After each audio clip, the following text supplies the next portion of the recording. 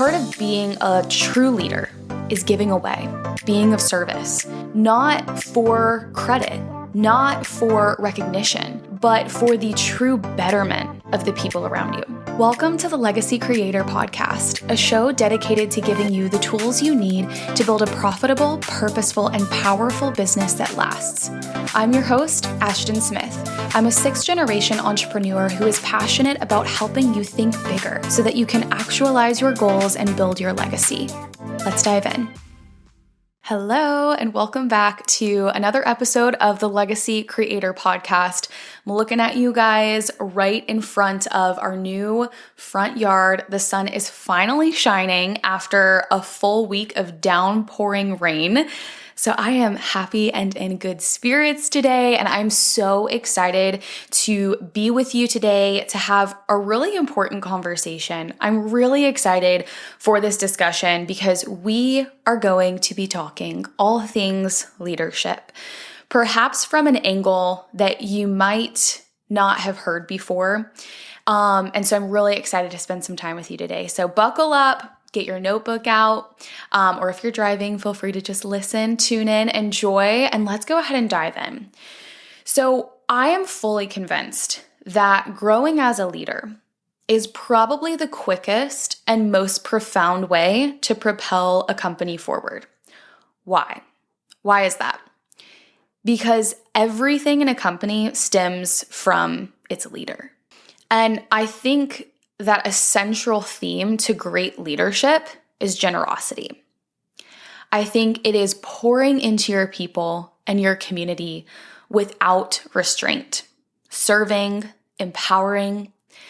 And I love this quote from John Maxwell. If you don't know John Maxwell and you want to grow as a leader, please go look him up, buy his books. One of my favorite books of his is The 21 Irrefutable Laws of Leadership. But one of my favorite quotes from John Maxwell, and probably of all time, is this one.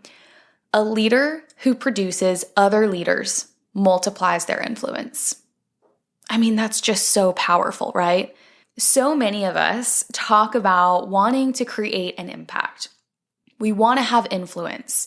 And I firmly believe that the quickest way to have the greatest impact is by raising up other leaders around you. And in order to do that, we have to develop as leaders first. We have to set the tone. And we really need to create a culture of generosity.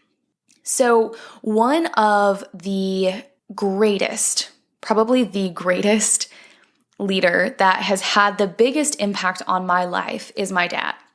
Ever since I can remember, as a little girl, my dad has been pouring into me, sharing life lessons, stories, skill sets, and really empowering me to realize the potential in me and live it out.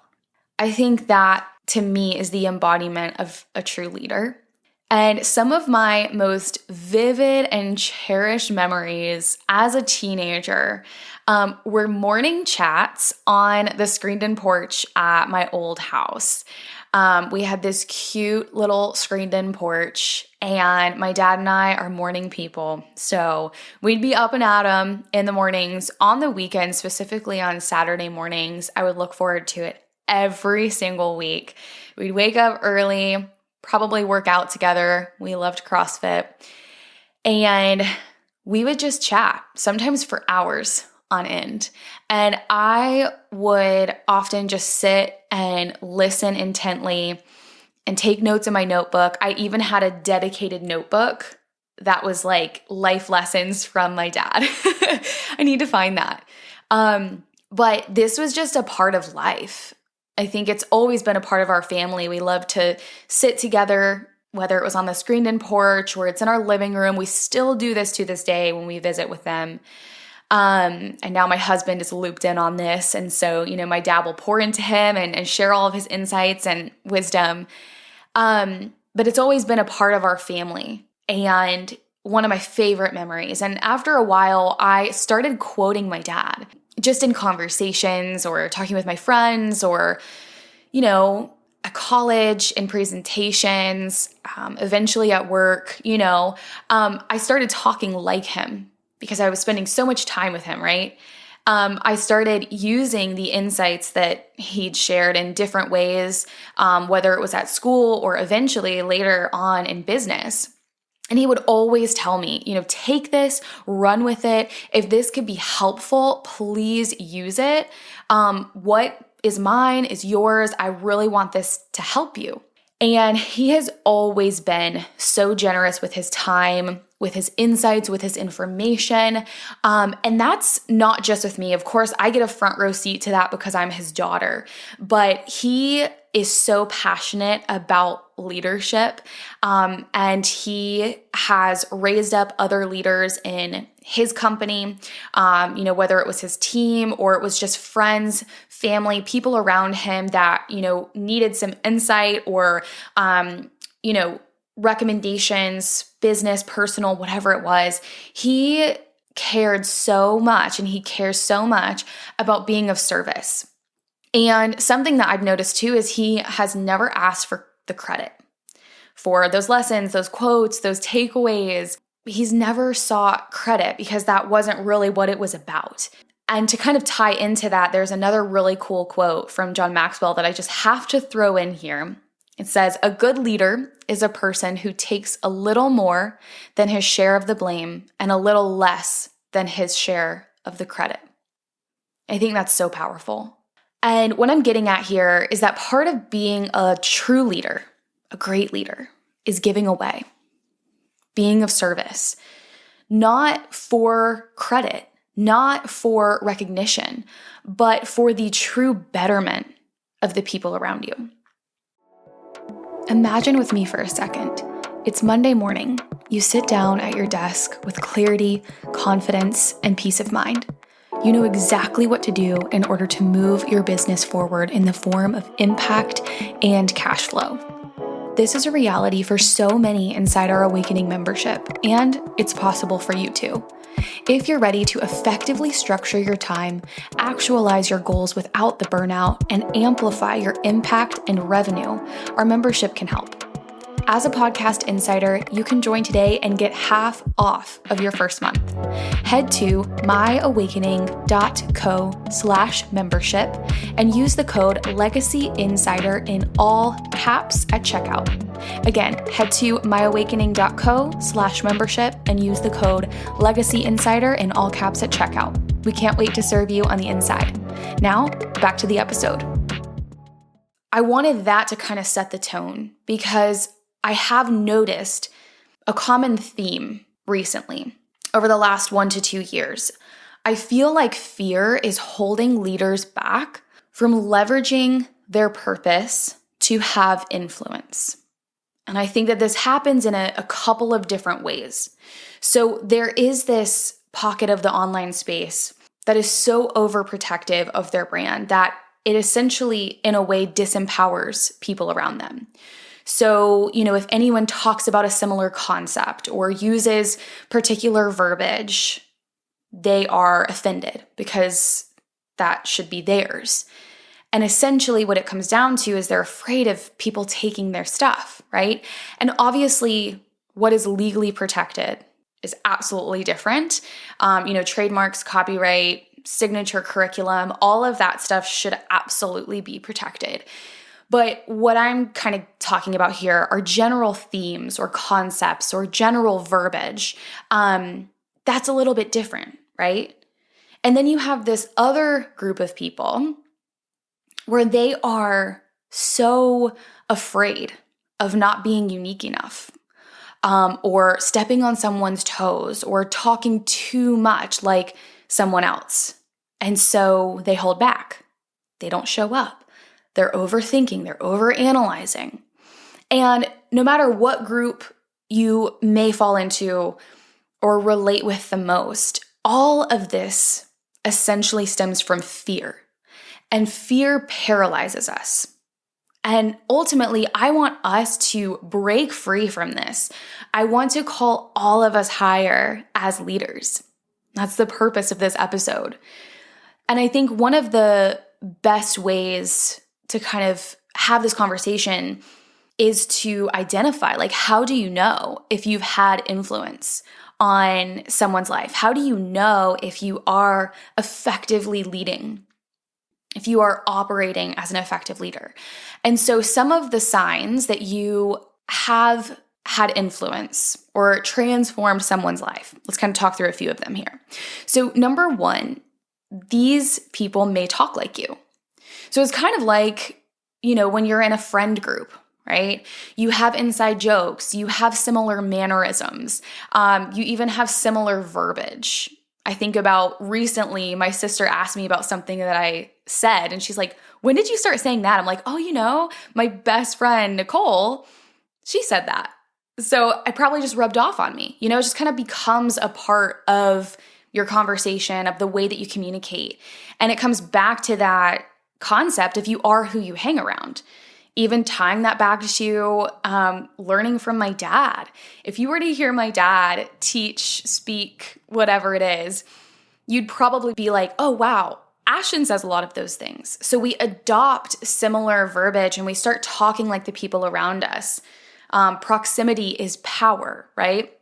One of my favorite things to see is when our clients start adopting similar language, where they start talking about generational impact, building a legacy, paving the way for the coming generations.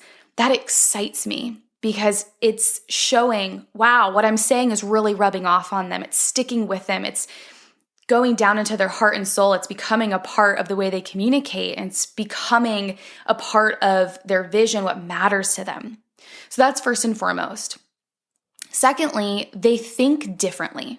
When you effectively lead someone and influence someone, they start to think differently, and specifically, they start to think bigger. So they have greater desires now, and they believe in themselves more. One of my true biggest metrics of success when I work with someone, especially when I hire a mentor, consultant, coach, etc., my biggest metric to define whether or not that was a successful investment is sitting down and assessing, do I think bigger? Do I think differently now? Do I feel like I've been called higher? Like, that is true leadership.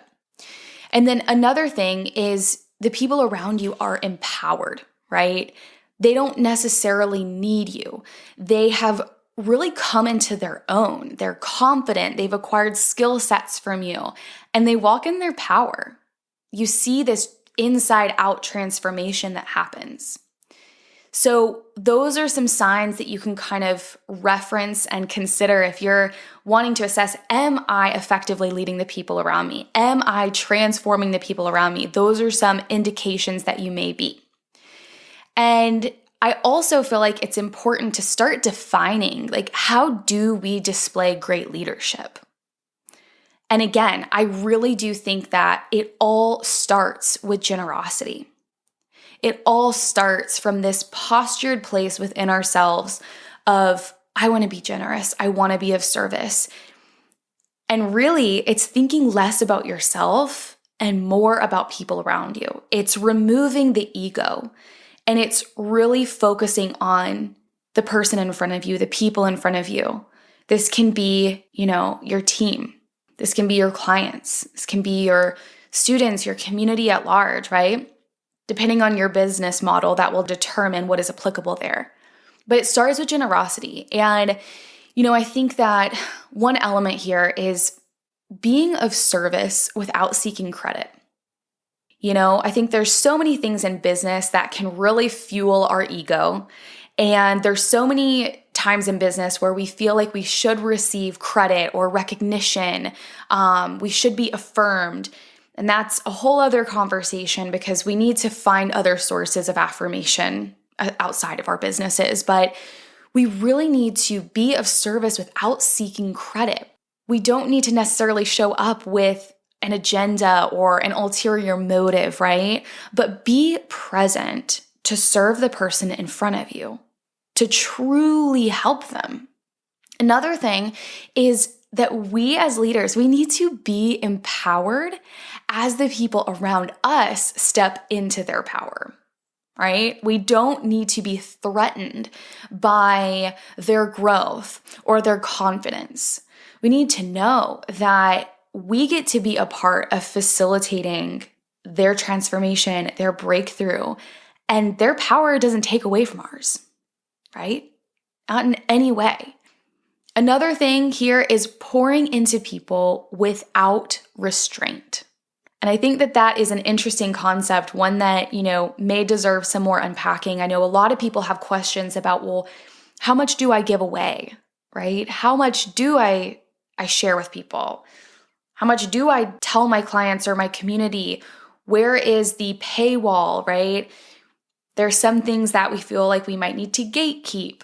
But at the end of the day, I truly believe that pouring into people without restraint is going to take you so much further than holding back, reserving, especially if it stems from fear. Especially if it stems from the fear of, well, is someone going to take this, or is someone going to be offended by this, right? Being of service and pouring without restraint is always going to do more for you than operating out of fear, essentially. I just encourage you to give generously. Share your best support, your best services, insights, especially with your inner circle. And I think that, you can't give all of yourself to everyone, right? By no means am I telling you to give all of yourself to every single person that knows you. You're going to have tiered levels here. And I think the people in your inner circle are always going to get more from you. And, depending on your business structure, that is probably going to first and foremost include your team. The larger your team is, this will even be tiered within your team. As a team grows, you will be able to identify people that are paycheck players and people that are true owners in their role. You're going to pour into those owners and those leaders more and give more of yourself to them than you may give to people that are just paycheck players. They aren't as connected into the company or with the company. Beyond that, it may even be long-standing clients, partners in the business. And then you can kind of tier down from there. So by no means am I saying give all of yourself to everyone. Give the most of yourself, be the most generous with those in your inner circle. Knowing that you have influence over them, and as you do, they're growing as leaders. This literally multiplies your influence over time.